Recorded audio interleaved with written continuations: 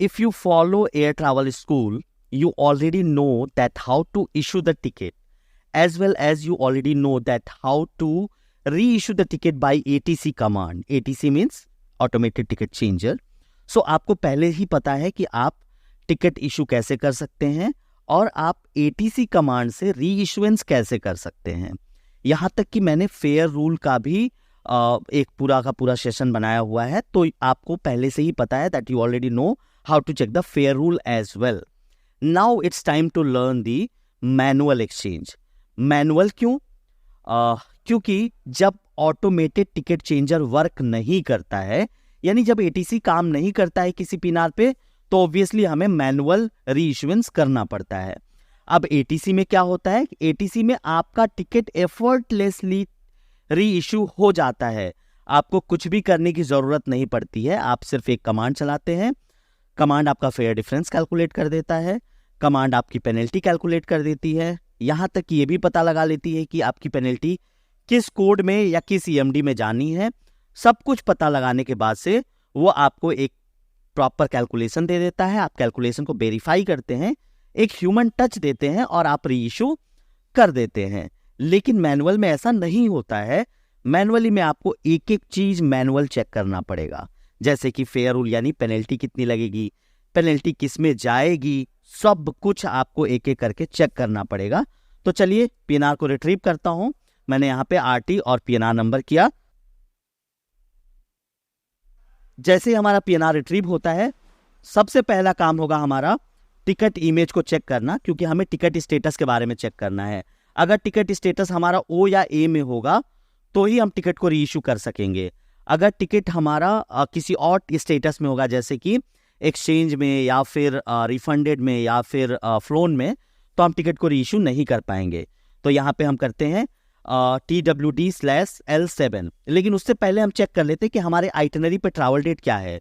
तो हमारे आइटनरी पे जो ट्रैवल डेट है ना, वो है 15 मई। अब चलिए देखते हैं टिकट इमेज में हमारा ट्रैवल डेट क्या है। तो टिकट इमेज में जो हमारा ट्रैवल डेट है वो है 7 मई, यानी डेट चेंज ऑलरेडी हो चुका है, सिर्फ हमें री इशू करना है। तो डेट चेंज हो चुका है 7 मई के बदले में अब कस्टमर जो है 15 मई को ट्रैवल करना चाहता है। तो हमने जो है डेट चेंज ऑलरेडी कर रखा है और हम यहाँ पे टिकट इमेज को ओपन करते हैं। तो जैसे हम ओपन करते हैं हमें पता चलता है कि हमारा टिकट का स्टेटस ओ है और री इशू करने के लिए ओ ही होना चाहिए, तो हमारा टिकट का स्टेटस सही है। अब हम क्या करेंगे? फेयर रूल चेक करेंगे। फेयर रूल मैं क्विकली चेक करके आपको बताऊंगा, बहुत डिटेल में मैं एक्सप्लेन नहीं करूंगा। अगर आपको बिल्कुल फेयर रूल का एक्सप्लेनेशन देखना है कि किसका मतलब क्या होता है, तो आप पिछली वीडियो जाकर देख सकते हैं, जिसका लिंक आपको डिस्क्रिप्शन में भी मिल जाएगा। तो हम फेयर रूल यहाँ पे चेक करेंगे और फेयर रूल चेक करने के बाद से ये पता लगाएंगे कि इसको री इशू करने का कॉस्ट कितना पड़ेगा, यानी पेनल्टी कितनी लगेगी। कॉस्ट कितना पड़ेगा वो तो बाद की बात है, उसमें तो फेयर डिफरेंस भी कैलकुलेट करना पड़ेगा।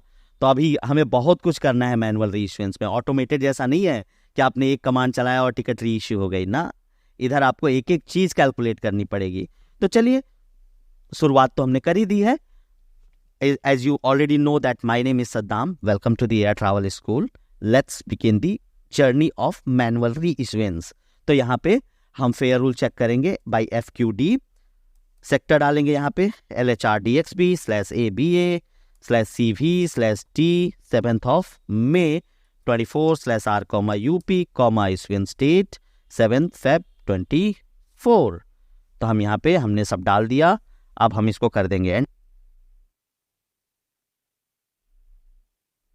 एंटर करने के बाद से बहुत सारे फेयर बेसिस आपको मिल गए। टोटल 7 पेजेस पे फेयर बेसिस मिल गए। हम एक काम करते हैं 3 पेजेस ओपन कर लेते हैं। आप चाहे तो 7 पेजेस ओपन कर सकते हैं। 3 पेज ओपन करने के बाद से हम क्या करेंगे? अपने फेयर बेसिस को, यहाँ पे हमारा फेयर बेसिस है, हम अपने फेयर बेसिस को कॉपी कर लेंगे और Ctrl F करके पेस्ट कर लेंगे। और जैसे एंटर करेंगे हमारा फेयर बेसिस मैच हो जाएगा कि जो हमारा फेयर बेसिस है टिकट इमेज में वो कौन से नंबर पे मैच कर रहा है। तो बेसिकली हमें फेयर बेसिस मैच करना होता है फेयर रूल निकालने के लिए। तो पहला तरीका तो ये है कि आप बार बार स्क्रॉल करके अपना फेयर बेसिस मैच कीजिए, वो टाइम कंज्यूमिंग प्रोसेस है और मैं रेकमेंड भी नहीं करता। आप जब आपके पास बहुत ईजीएस्ट वे है Ctrl F मार के फाइंड आउट करना, तो आप Ctrl F मार के फाइंड आउट कीजिए।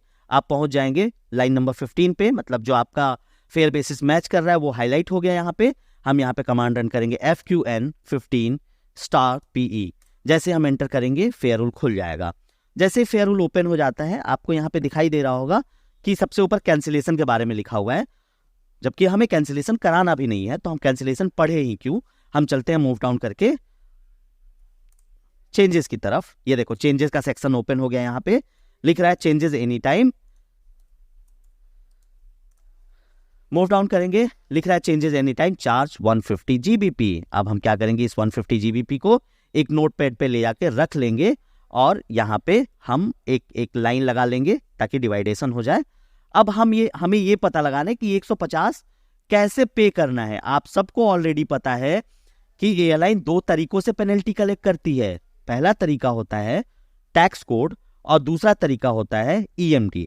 अब आप ये कहोगे कि आपको कैसे पता चलेगा कि आपको टैक्स कोड में लेना है या EMD में लेना है। देखो 5-7% एयरलाइन आपको ऐसी मिल जाएंगी जिनके फेयर रूल में ऑलरेडी लिखा होगा कि पेनल्टी में लेना है या टैक्स कोड में लेना है या EMD में लेना है।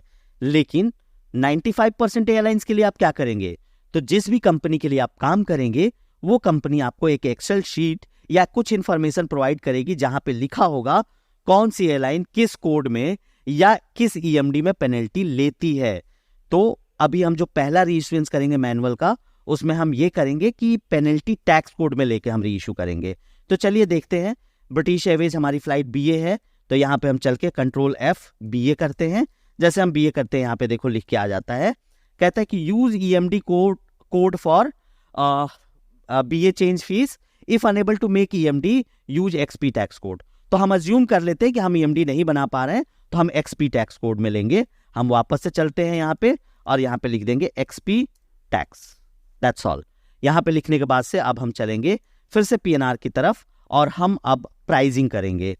तो हम अपने नए फेयर के बारे में जानने की कोशिश करेंगे कि नया फेयर हमारे कितने का आ रहा है। ठीक है, तो इसके लिए हम एक छोटा सा ट्रिक ले रहे हैं, शुड बी होटल। अब ये क्यों कर रहे हैं ये बात की बात है, ये कभी और समझेंगे। मैंने होटल क्लास पे प्राइस कर दिया इसको। जैसे होटल क्लास में मैं प्राइस कर रहा हूं और मुझे 3 फेयर मिल गए। हम सबसे सस्ता वाला फेयर उठा लेते हैं यहाँ पे 858 पाउंड वाला हमने फेयर उठा लिया। इसको सेव कर देते हैं, हमने सेव कर दिया। अब हम नए फेयर को कॉपी कर लेते हैं और कॉपी करके यहाँ पे पेस्ट कर लेते हैं ले चल के नोटपैड पे। फिर हम क्या करेंगे, यहाँ पे इसको डिवाइड कर देंगे और हम पुराना फेयर निकालने की कोशिश करेंगे। पुराने फेयर के लिए हम यहाँ पे डालेंगे TWD एंटर और TWD/टैक्स। तो हमारा पुराना फेयर टैक्स ब्रेकअप के साथ खुल जाएगा। इसको भी कॉपी कर लेंगे हम और यहाँ पे पेस्ट कर देंगे। थोड़ा सा इसको छोटा कर लेते हैं ताकि सब एक पेज पे आ जाए। इसको हटा देते हैं क्योंकि हमारे किसी काम का नहीं है। और अब चलते हैं कैलकुलेशन की तरफ। तो हमारा जो पहला कैलकुलेशन होगा वो होगा base fare to base fare. तो यहाँ पे मेरा जो नया बेस फेयर है वो है 624 का और जो मेरा पुराना बेस फेयर है वो है 254 का। तो कैलकुलेटर के या तो आप कैलकुलेटर यूज करें या फिर GDS यूज करें। हम यहाँ पे GDS यूज करेंगे DF। और हमारा जो नया बेस फेयर है वो है 634 का, 634 माइनस 254। तो हम एंटर करेंगे तो बेस फेयर का डिफरेंस हमें यहाँ पे मिल जाएगा 380। तो हम यहाँ पे लिख लेंगे base fare difference is 380। Base fare difference 380। ठीक है, हमने बेस फेयर का डिफरेंस लिख लिया। अब हम यहाँ पे टैक्सेस कैलकुलेट करेंगे। 87 YQ है, 87 YQ है यानी नया पुराना सेम है। 88 GB यानी दोनों सेम है। 48.89 UB 48.89 UB ये भी सेम है। 1.10 ZR 1.10 ZR ये भी सेम है। तो हमारे टैक्सेस के सारे डिफरेंसेस सेम है और बेस फेयर का हमारा डिफरेंस 380 आ रहा है। तो हम आप कस्टमर को बताएंगे कि सर अगर आपको डेट चेंज कराना है तो you must have to pay 380 as an base fare difference plus 150 as an penalty. दोनों को एड ऑन करेंगे यानी इनको प्लस करेंगे। तो हम यहाँ पे करेंगे DF 380 प्लस 150। तो जो हमारा डिफरेंस आ रहा है, सॉरी एड ऑन करने के लिए यहाँ पे सेमी कॉलन लगाते हैं ना कि प्लस। तो 380 प्लस 150, तो यहाँ पे हमारा बनता है टोटल फेयर डिफरेंस 530। हम कस्टमर को 530 बताएंगे। अगर कस्टमर हमारा एग्री कर जाता है 530 पे करने के लिए तो we are good to go. हम आगे चल के रीइश्यूएंस कर देंगे। मान लीजिए कि हमारा कस्टमर एग्री कर गया तो अब चलते हैं कैलकुलेशन, ये जो कैलकुलेशन कर रखा है हमने इसको अपडेट करने की तरफ। वापस से GDS पे चलेंगे और हम यहाँ पे करेंगे TQT। तो ये हमारा नया फेयर आ गया, हम करेंगे TTK/EXCH। जैसे हम TTK/EXCH करेंगे यहाँ पे हमारा टिकट जो है एक्सचेंज मोड में चला गया। यहाँ पे देखो जो टोटल वैल्यू थी ये 0 में दिखने लग गई और जो XX करके दिखाई दे रहा था ये सारा O में कन्वर्ट हो गया, यानी O मतलब ओरिजिनल। आप चाहे तो इन सारे ओरिजिनल टैक्सेस को डिलीट करके और दोबारा से ओरिजिनल टैक्सेस अपडेट कर सकते हैं फ्रॉम द टिकट इमेज। वैसे जरूरत नहीं है क्योंकि जब टैक्स में कोई डिफरेंस ही नहीं है तो नया पुराना बिल्कुल सेम है। अगर इसमें डिफरेंस होता तो हम इन टैक्सेस को डिलीट करके और ओरिजिनल टैक्सेस अपडेट करते टिकट इमेज से। खैर इसमें है ही नहीं तो उस पर कंफ्यूजन भी क्रिएट नहीं करना। आगे बढ़ते हैं हम TTK/X, चूंकि हमारे किसी भी टैक्सेस में डिफरेंस नहीं है तो हम यहाँ पे सीधे पेनल्टी अपडेट करेंगे। पेनल्टी कितनी है 150। पेनल्टी लेना किस कोड में है XP टैक्स कोड में। /TGBP, T का मतलब टोटल और GBP का मतलब करेंसी कोड। तो हमारा 150 पेनल्टी था और कुछ हमारे बेस फेयर का डिफरेंस आया था, दोनों मिला के जो हमारा टोटल डिफरेंस बन रहा था वो बन रहा था 530। तो यहाँ पे हम डाल देंगे 530 डाल के और एंटर कर देंगे। तो ये देखो टोटल 530 हमें पे करना था इस रीइश्यूएंस के लिए और हमने यहाँ पे ग्रैंड टोटल में 530 अपडेट कर दिया। अब हम चलेंगे RTF करेंगे और RTF करने के बाद से हम देखेंगे हमारा टिकट कौन से लाइन नंबर पे है। मेरा टिकट लाइन नंबर 7 पे दिखाई दे रहा है तो मैं अब FO लाइन जनरेट करूंगा, FO*L7। तो FO लाइन इसलिए जनरेट करते हैं कि हम ये बताना चाहते हैं कि ये हमारा पुराना टिकट है, इसके अगेंस्ट हमें एक नया टिकट इशू करना है यानी री इशू करना है। तो हमने FO लाइन को एंटर कर दिया। अब हमें फॉर्म ऑफ पेमेंट एंटर करना है। तो फॉर्म ऑफ पेमेंट के लिए कमांड है FP, O के लिए O ओरिजिनल के लिए /कैश। मतलब हम ये कह रहे हैं कि ओरिजिनल फॉर्म ऑफ पेमेंट हमारा कैश था प्लस /कैश, नया वाला भी कैश रहेगा। तो FPO/कैश प्लस /कैश। अब हम इसको कर देंगे सेव। हमने फॉर्म ऑफ पेमेंट अपडेट कर दिया, हमने FO लाइन अपडेट कर दिया, FO में सब कुछ हमने पे कर दिया है। यहाँ पे TQT करेंगे, TST नंबर चेक करेंगे, हमारा TST नंबर है 9। तो we will run a command TTP/ET/T9/RT। जैसे हम करेंगे हमारा टिकट री इशू हो जाएगा नए डेट पे और जो पुराना टिकट था वो एक्सचेंज मोड में चला जाएगा।